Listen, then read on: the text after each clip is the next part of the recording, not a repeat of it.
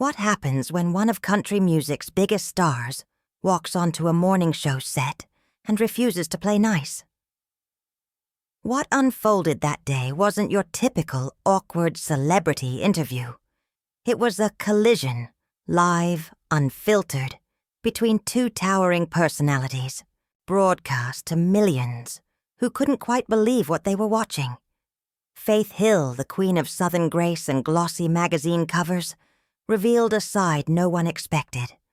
And Michael Strahan, usually the unflappable charmer of morning, TV suddenly found himself in a situation his trademark smile couldn't fix. But before we unpack how a cheerful segment turned into one of the most uncomfortable moments in daytime television history, hit that subscribe button and tell us below what you think really caused this blow-up. Cue intro music, then cut back to narration. The setup was simple enough. Faith Hill was there to promote her new album, plug her upcoming tour.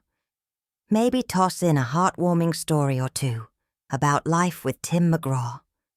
Routine morning show fare, the kind of thing that usually goes smooth as butter. Michael Strahan, coffee mug in hand, was in his element, ready to greet another A-list guest with that famous, easy energy that's made him a staple of American mornings. But from the second Faith walked onto that set, something felt off. The warmth wasn't there. The glow that celebrities usually bring to live TV had been replaced with something colder, tighter. Her smile didn't reach her eyes. Her shoulders were stiff, her focus locked straight ahead. Michael rose to greet. That wide, signature, gap-toothed grin lighting up the studio. Faith shook his hand briefly, but barely looked at him. Then she sat down, adjusted her mic pack, and stared straight into the camera. Michael hesitated for just a beat, sensing the tension but pushing on like a pro. "Faith Hill," he began brightly. "Welcome to Good Morning America. It is so great to have you here. I've been a fan for years, and I've gotta say, this new album is incredible." Faith nodded once. "Thank you." That was it. No warmth, no follow-up. Just thank you. The energy flatlined. Michael's smile wavered for half a second before he caught it. He leaned forward. "So let's talk about this album. You took 3 years between this one and your last release. That's a long time in this business. What made you want to take that step back?" Faith looked at him directly, the first real eye contact since she'd walked in. "I didn't take a step back," she said evenly. "I was living my life. Creating art isn't about churning out product on someone else's timeline." The words weren't hostile, but the tone was glacial. Across the desk, Michael's co-hosts exchanged uneasy glances. This wasn't the Faith Hill they'd chatted with backstage. "Absolutely," Michael said quickly, nodding, his voice straining for calm. And that time clearly paid off, because critics are calling this your most personal record yet. Track 7 really stood out to me. There's a lot of emotion there. Can you talk about where that came from?" "It came from my life," Faith replied flatly. "From experience, from being a woman in this industry for decades, and dealing with people who think they know your story better than you do." A heavy silence filled the room. The cameras hummed. Michael frowned slightly. "I'm not sure I follow. Are you saying people misunderstand you?" "I'm saying," Faith replied, "that people, and that includes the media, have made a career out of speculating about my life, my marriage, my choices, without actually knowing anything real. They create whatever narrative fits their story that week." Michael sat back, his expression tightening. "Well, Faith, you have to understand. When you're as famous as you are, people are curious. They want to know the person behind the music. That's not necessarily a bad thing." "Curious," she said, voice sharpening. Curious is one thing. Invasive is another. Making up stories to sell magazines, get clicks, boost ratings. That's not curiosity, Michael. That's exploitation. Hold on, he said, his smile gone now, his tone cooling. Nobody here is exploiting you. You came on this show to promote your album. We're giving you a platform to reach millions of people. That's what this is. A platform. Faith let out a small, humorless laugh. Is that what you call it? Bringing people on to ask invasive questions about their private lives under the guise of friendly conversation? Michael's jaw tensed. I haven't asked you anything invasive. I asked about your music, about what inspired it. That's literally why you're here. Faith leaned forward, locking eyes with him. You asked me about track 7, she said quietly. You don't think I know what you were really asking? Everyone who listens to that song tries to connect it to my marriage. She leaned forward, voice steady but charged. People try to find cracks that aren't there, Faith said. They create drama where there isn't any. Michael didn't flinch. His voice sharpened just enough to signal that the easy charm was gone. I was asking about the emotional depth of the song, he replied, measured but firm. Now, if you don't want to talk about what inspired your own music, I'm honestly confused about what you do want to talk about. Faith's reply came low and deliberate. I want people to listen to the music, not treat it like a treasure map to my personal life. She paused, eyes narrowing slightly. Every song I write doesn't need to be dissected like some coded message about who I'm fighting with or whether my marriage is falling apart. Michael's eyebrows lifted. Faith, nobody said anything about your marriage falling apart. You're the one who brought that up. Beat silence. The air in the studio turned heavy. Faith's face flushed, but her composure held. Michael waited. The camera's still rolling. No escape from the moment. Finally, she said, her voice icy. You know exactly what you were implying with that question. Don't play innocent now. Michael shook his head slowly, almost pitying. I asked about a song. You're the one who jumped to marriage and drama and all of that. Maybe you're projecting something here. Projecting? Faith shot back, her voice rising. I've been doing this long enough to know how these interviews work. You ask your innocent questions. Little traps, hoping I'll slip and say something personal enough to turn into a headline. And when I call it out, you act like I'm the problem. Michael's composure cracked just slightly. Enough for the truth to slip out. You are being difficult. The bluntness landed like a slap. His eyes widened. Even he seemed surprised at his own words. But he didn't take them back.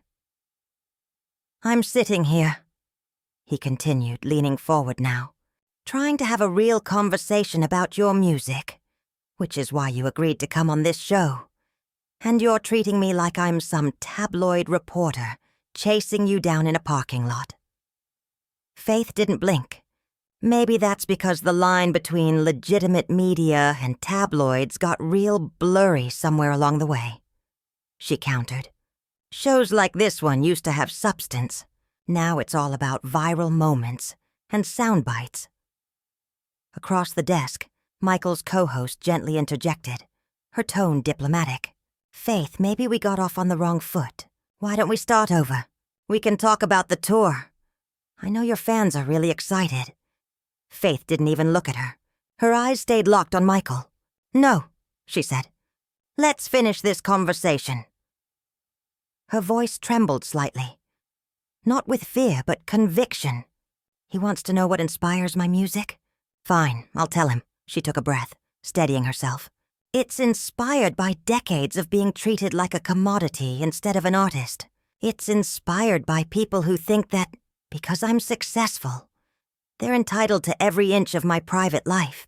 It's inspired by the constant pressure to be perfect, to smile through everything, to pretend none of it gets to you. Michael's tone hardened. Nobody's asking you to be perfect, Faith. But you did come on a talk show. Talking is kind of the whole point. I came here to talk about my art, Faith said, her words slicing through the air. Not to be psychoanalyzed or to feed into whatever narrative you've already decided to push. Michael's patience snapped. What narrative? He demanded. His voice was raised now, uncharacteristically sharp. You walked out here with an attitude from the start. I welcomed you, complimented your album, asked you a basic question about your creative process, and you came at me like I'd insulted your family. So maybe, instead of accusing me of having some agenda, you should look at what you brought into this room. Behind the cameras, the crew froze. This wasn't how Good Morning America worked, not ever. The show was built on warmth, laughter, family-friendly comfort, a safe space for celebrities to smile, share, and sell their stories. But this was something else entirely. Faith's voice dropped to a cold, deliberate whisper. What I brought into this room, she said, is 30 years of experience dealing with people who smile to your face while they exploit you. So forgive me if I'm not overflowing with gratitude for the opportunity to sit in this chair. Michael exhaled. Slow, sharp. You know what, Faith? I've interviewed hundreds of people in this seat. Actors, musicians, athletes, politicians. All kinds. Some are tired, some are nervous, some are having a bad day. I get it. But I've never had someone come on here and be this openly hostile for no reason. Faith's eyes flashed. No reason? She said, her voice rising. Every word a challenge. The studio lights seemed to hum louder. The tension was electric. The next line would decide whether this moment became history. Faith leaned in, voice trembling not with fear but conviction. You really don't see it, do you? She said. You don't see how the entire structure of these interviews is designed to make the guest vulnerable, while the host keeps all the power. You get to ask whatever you want, and if we don't answer exactly the way you like, we're difficult. We're problematic. We're not playing the game right. Michael's response came firm, cutting through her words. It's not a game, he said. It's a conversation, and in a conversation both people participate. They give. They take. They meet in the middle. You haven't given anything since you sat down except attitude and accusations. Faith's voice softened. The first crack in her armor. Because I'm tired of giving, she said. And for the first time, there was something else behind her tone. Exhaustion, frustration, pain.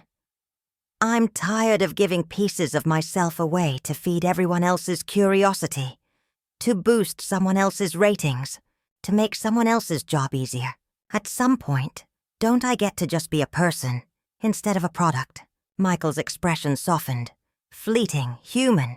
Of course you do, he said quietly. But Faith, that's not what's happening here. You're turning this into something it's not. Am I? She shot back, eyes burning. Or are you just so used to people playing along that you don't recognize it when someone pushes back? Maybe the problem isn't that I'm being difficult.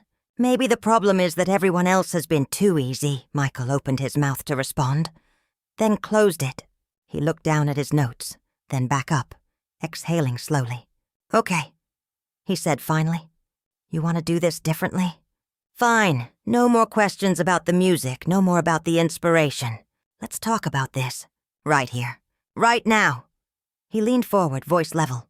Why did you come on this show today if you have such a problem with how these things work? Faith didn't hesitate. Because my record label wanted me to. Because it's part of the cycle. The expectation. Because if I don't do interviews, I'm reclusive. And then people speculate about what I'm hiding. She shook her head slightly. It's all part of the machine, Michael. You know that as well as I do. So you're here against your will? Michael asked. Is that what you're saying? I'm saying that choice gets complicated when your career depends on it, Faith said. I'm saying there's pressure from every direction. To show up, perform, smile, be the version of myself everyone expects. No matter how I actually feel. Michael leaned in again, voice softer now. Then tell me how you actually feel, he said. Right now. No music, no promotion, no machine. Just you and me having a real conversation. Faith paused. The silence stretched long enough for the studio lights to hum audibly. Then she spoke. I feel like I'm constantly fighting to hold on to some sense of authenticity in an industry that rewards performance over honesty. I feel like no matter what I do, it's never enough, and always too much at the same time. I feel like I'm expected to be grateful for every opportunity while being criticized for taking them. Her voice broke slightly. Does that answer your question? Michael nodded slowly. It does, he said, and I appreciate you being honest about it. He paused. But Faith, you have to understand, I'm not your enemy here. I'm not trying to tear you down or exploit you. I'm just trying to do my job, to have interesting conversations with interesting people. Faith's gaze didn't waver.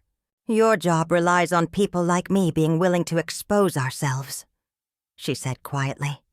So maybe our interests aren't as aligned as you think? Michael leaned back, jaw tight. For the first time since the segment began, he looked worn down, not angry, just defeated. You know what, Faith? He said finally. You're right. Our interests aren't aligned. Yours seems to be making sure everyone watching knows how much you hate being here. Mine is trying to salvage what's left of this interview. He threw up his hands slightly. So where do we go from here? Faith crossed her arms, unflinching. Maybe we don't go anywhere, she said. Maybe this is what needed to happen. Maybe people need to see that these polished, perfect morning show interviews aren't always real. Michael let out a sharp laugh. Half disbelief, half anger. Real? He said, his voice rising. You want to talk about real? Real is me waking up at 4 a.m. to be here. Real is doing research on every guest who sits in that chair. Real is the hundreds of people behind these cameras who work their asses off to make this show happen. He leaned forward, eyes locked on hers. And you're sitting here acting like we're all part of some grand conspiracy against you. Faith didn't flinch. I never said conspiracy. The room froze again. The audience, the crew, even the co-hosts holding their breath. The air between them was no longer professional. It was personal now. Faith shot back. I said machine. And it is a machine, Michael. You can't deny that. Everything is scripted, timed, calculated to the second. Where's the real in that? The real is in the effort, Michael said firmly. The real is in showing up and doing your best, even when things get difficult. The real is in treating people with respect, even when you're having a bad day. And right now, Faith, you're not doing any of that. Faith uncrossed her arms and leaned forward, her tone steady but charged. Don't talk to me about respect when this entire industry is built on disrespecting boundaries. Every interview I do, someone wants to know about my marriage, my family, my personal struggles. They want me to cry on camera so they can get their moment. They want me to share trauma so they can package it and sell it. That's not respect. I didn't ask you about any of that, Michael said, his voice low and taut. I asked you about your music. That's it. You're the one who escalated this into something else. Because the music question was a gateway, Faith insisted. It always is. You ask about the music, I open up a little, then you push further, ask something more personal. And before I know it, I've said something I didn't want to say. And it's out there forever. Michael shook his head. You're making assumptions about what I was going to do based on what other people have done. That's not fair to me. Fair? Faith let out a bitter, humorless laugh. Nothing about this is fair, Michael. You sit in that chair, comfortable, protected by the format and the network and your status. I'm the one who has to walk the tightrope, making sure I say enough to be interesting. But not so much that it gets twisted into something I didn't mean. You think I'm comfortable right now? Michael asked, gesturing around the set. "You think this is easy for me? Having a guest attack me on live television for doing my job? I'm trying to stay professional here, but you're making it really hard." "Good," Faith said, and there was steel in her voice now. "Maybe it should be hard. Maybe we all got too comfortable with how these things work. And someone needed to say something." Michael stared at her, the silence stretching thin between them. Then he turned to look directly at the camera. "We're going to take a quick break. When we come back, we'll have the weather and some cooking segments. Thank you for watching." He turned back to Faith as the producers called for commercial. "You need to leave." "What?" Faith's confidence flickered. "You heard me," Michael said, removing his microphone. "This segment is over. You came here to promote your album, but all you've done is attack me and this show. So we're done. You can go. You're kicking me off? I'm ending an interview that stopped being productive about 10 minutes ago." Michael replied, "You clearly don't want to be here. I'm giving you what you want." Faith stood up slowly, removing her mic pack. "You know what? Fine. I'd rather leave than keep playing this game anyway." "It's not a game," Michael said one more time, his voice quieter now but edged with fatigue. "It never was. But you were so convinced that everyone was out to get you that you couldn't see that some of us were actually trying to help." "Help?" Faith's tone cut through the air. "How are you helping by pushing me to talk about things I didn't want to discuss?" "I asked you about your music," Michael said, standing too. Now they were eye to eye. "One question about your music. Everything else, all of this, came from you. You brought the fight into this room, Faith, not me." The two stood frozen, the crew motionless around them, the cameras dark, but the air still electric. Faith's publicist appeared from the wings, wide-eyed, motioning for her client to step away. Faith lifted a hand to stop her. "You really don't get it," she said to Michael, her voice low but steady. "You really think I'm the problem here? I think you came in here looking for a fight," Michael said evenly. "And you got one. I hope it was worth it." Faith opened her mouth, then hesitated. Whatever she wanted to say stayed trapped behind her clenched jaw. She turned and walked off the set, her publicist hurrying after her. Michael watched her go, then sank back into his chair. His co-host sat in uneasy silence. A producer approached, whispering instructions about the next segment. Michael nodded numbly, running a hand down his face before straightening. When the cameras came back on, his trademark smile had returned. But something in his eyes had not. The show moved forward, polished and professional, but the energy had shifted. The laughter sounded thinner, the transitions sharper. Online, though, the story had already taken on a life of its own. Clips spread across social media within minutes, spawning hashtags, reaction videos, and furious debates. Some defended Faith, calling her a truth-teller, exposing the toxic rituals of celebrity media. Others rallied behind Michael, praising his composure and professionalism under fire. By afternoon, the headlines had written themselves. Faith Hill walks out on live interview. Host clashes with star over media boundaries. But behind all the noise, both Faith and Michael were quiet, each replaying the confrontation in their heads, each convinced they'd been the one speaking truth.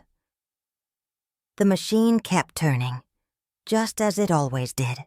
The promotional cycle continued. The show went on.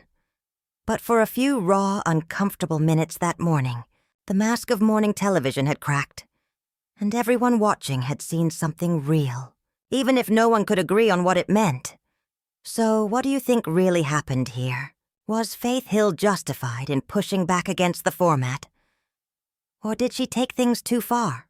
Drop your thoughts in the comments below, and don't forget to subscribe, because we'll be breaking down more moments like this one.